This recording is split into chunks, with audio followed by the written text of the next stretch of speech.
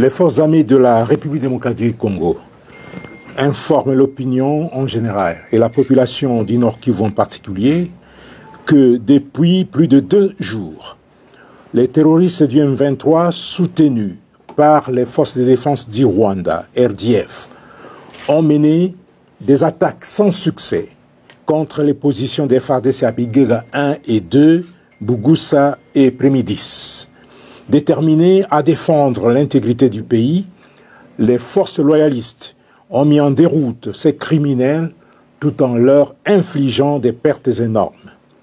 Après avoir constaté d'énormes revers subis par leurs protégés sur le terrain, les forces de défense du Rwanda ont, cette fois et à découvert, décidé de violer l'intangibilité de notre frontière et l'intégrité de notre territoire en occupant la cité frontalière de Bunagana ce lundi 13 juin 2022 aux environs de 7 heures locales du matin.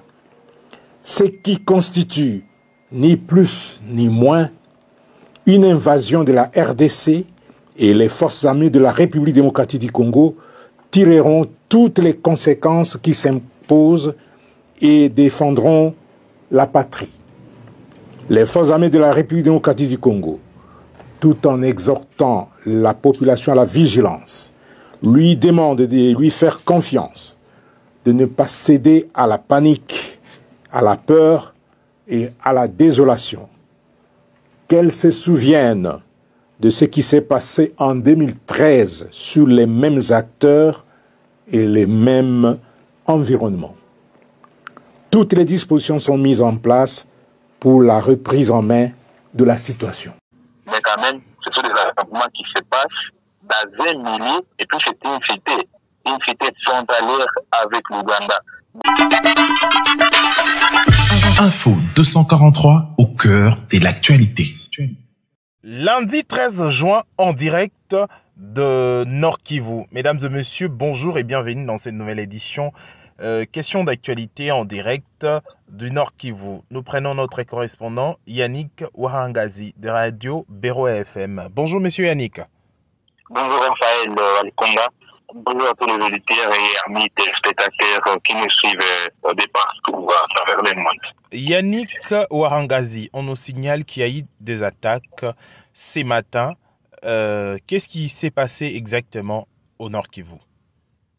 Et la cité de Bunagana, située ici dans la province du Nord Kivu, à frontière avec l'Ouganda, a été à la cible, encore une fois, des rebelles d'M23. Les rebelles rwandais avec leurs alliés. J'ai dit c'était plutôt les matins que nous avons appris cette information. Ils ont attaqué cette cité et jusqu'à présent, les dernières informations que nous possédons confirment que la cité serait sous contrôle de l'ennemi. Et les forces armées de la République démocratique du Congo n'ont pas encore communiqué qu'en passé. Donc nous attendons une communication de la part de l'armée régulière congolaise.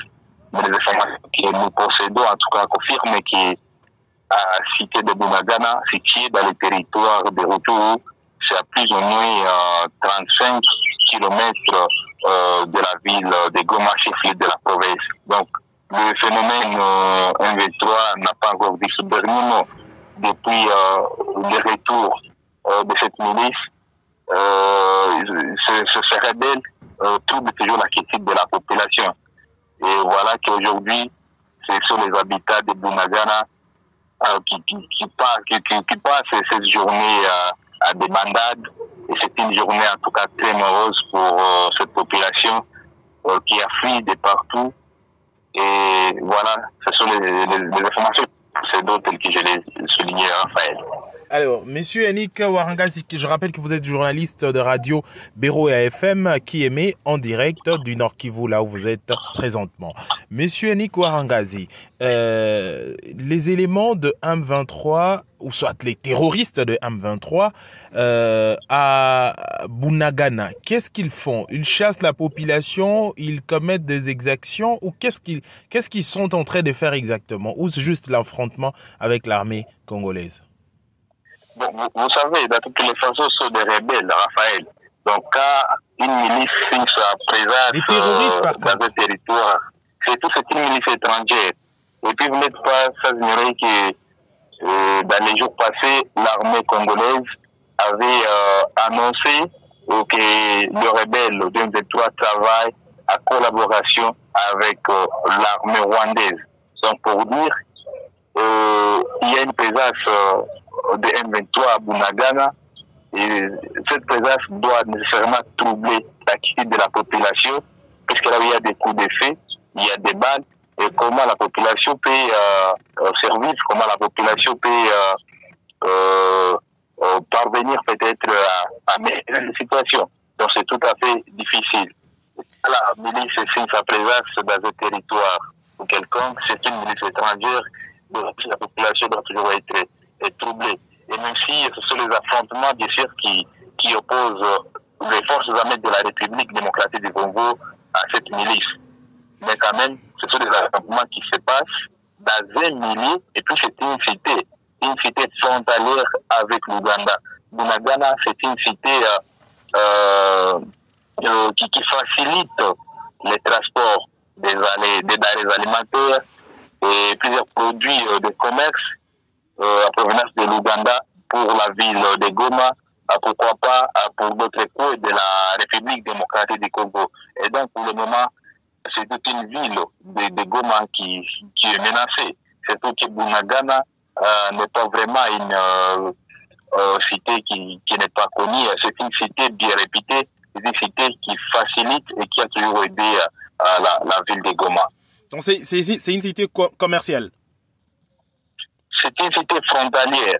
Il y a une frontière avec l'Ouganda. La plupart des cités frontalières, il y a plusieurs commerces qui s'exercent. Bien sûr. Il y a des commerces qui s'exercent de ces parties, de ces côtés-là. Il y a également des véhicules qui viennent de l'Ouganda à partage pour la République du Congo. Nous savons dire que pour le moment, la frontière ne peut pas travailler. Comment une frontière peut travailler dans ce contexte? C'est un peu compliqué. Dans une zone frontalière, on parle de l'Ouganda, RDC. Quelle est la réaction de policiers ou soit des militaires ougandais? Parce qu'on sous-entend qu'il y a une force frontalière qui est entre ces deux pays.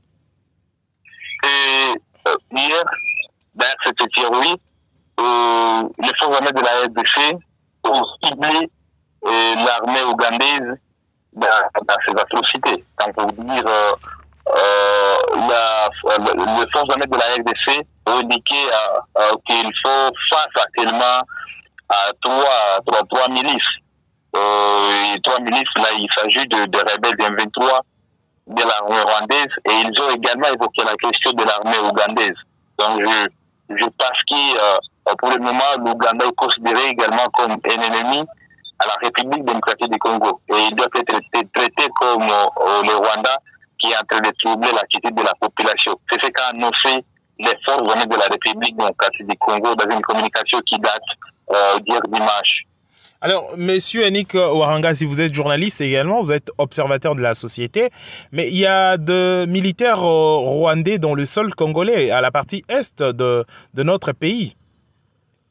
Il y a les militaires ougandais, bien sûr. Une coopération la République démocratique du Congo a arrêté une coopération avec l'armée ougandaise.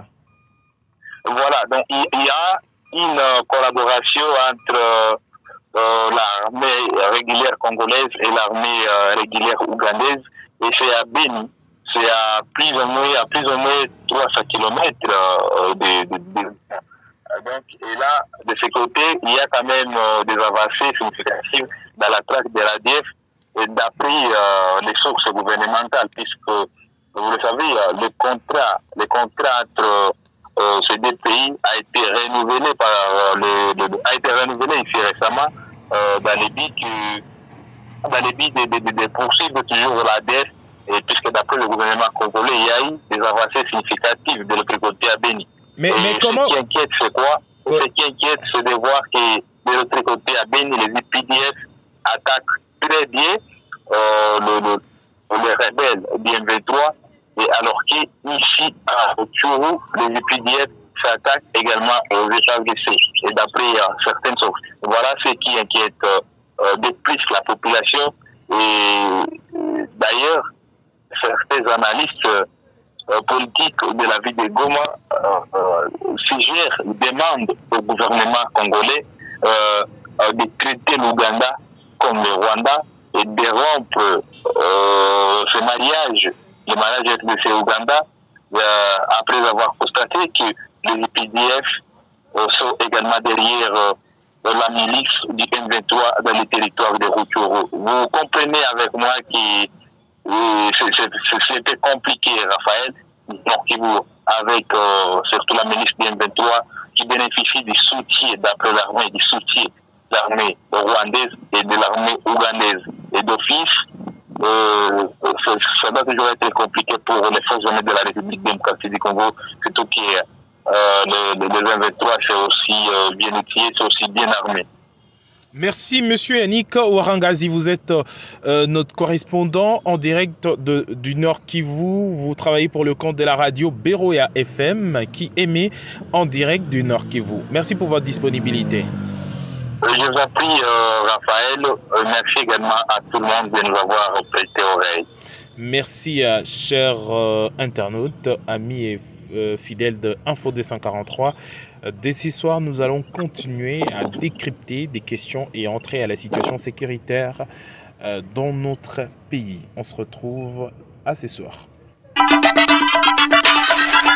Info 243 au cœur de l'actualité.